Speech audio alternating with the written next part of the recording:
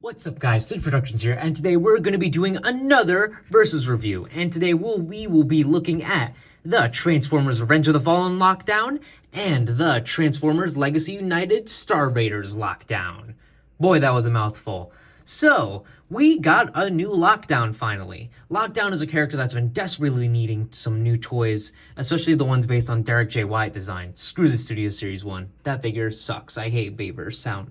Lockdown. But it's about time we got a new figure, and it is based similarly to this one. But this is the Revenge of the Fallen one, and yeah, we're going to be looking at this one first, and it looks very nice, the muscle car. It's a great reinterpretation of the animated car, just with some new detailings. Honestly, it's almost identical to what you'd imagine the animated one would look like. But yeah, it looks great all around. Rolls not too well. But yeah, let's move on to the other Lockdown, that being the Star Raiders one. Now, the moment we saw this design in box art, we were like, oh, that's definitely Lockdown. And we were right. I mean, originally, we didn't expect it to be an axle grease repaint, but this is not really a Lockdown mold. This was definitely made to be a Junkion and a Lockdown at the same time, so it's not a unique mold for it. But honestly, the colors pull it off greatly. New details like the lights on the top has none of the gold and the back. It has none of the gold on it. It has these new hot rods on it, and yeah, what kind of sucks is that the green paint, as you could see, I'm sorry, the silver paint chips a little bit. You could already see the spikes on the car getting a little chipped. But yeah, the vehicle mode, you know, if I had to go for which one is better in vehicle mode, I gotta say it's probably this figure. But a great homage reminiscing the old character. But let's go on to the size comparisons. For size comparisons, here we have the Legacy Lockdown and the Revenge of the Fallen Lockdown with Star Raiders Cannonball, Star Raiders Filch, Star Raiders Farak, Legacy Thundertron, Legacy Tigerhawk, and Blitzwing.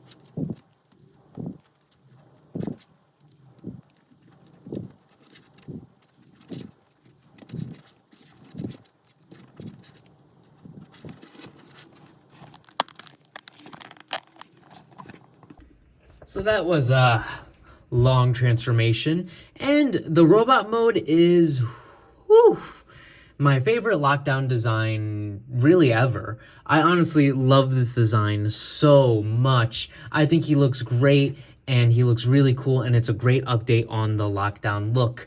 And the only design I say is probably as close to this is the IDW one, but that's because it takes so many cues. Technically, this figure does come with this as an accessory. Can go into his arm right there. And yeah, this figure looks really awesome. There isn't really much to say, to be honest. Everyone knows how great this figure is. I guess has some awesome light piping. My figure does have, I'm not sure if this is common with everyone's, the shoulders just love to pop off the ball joints really easily, as you saw in the transformation. And, you know, the legs, you gotta spaghetti them out and chicken leg them a little bit. But you also get some inner moving detail, which is pretty cool, and some auto-morphing, like pistons moving. Like, this feels just so steampunk and cool. I just think this figure is extremely impressive. And yeah, it's like an older figure, but hey, like, a design like this, and especially how it compressed to such a tiny car, this figure is like a black magic art. But I say let's move on to the next figures, shall we?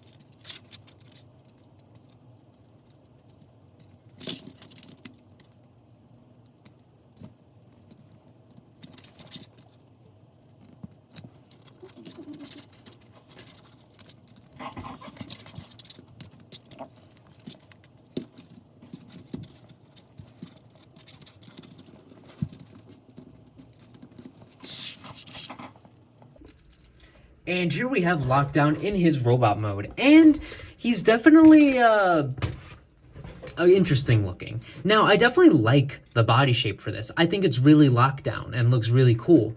And it's definitely a interpretation of him. I like it. The only thing is these accessories just don't really go with it. And to be honest, a lot of them don't really go anywhere. My preferred configuration is like either putting these on the back or putting these on the wheels, and then hiding the second gun right over here, and then attaching the hook hand. Like, I don't know why they couldn't just make it a hook accessory.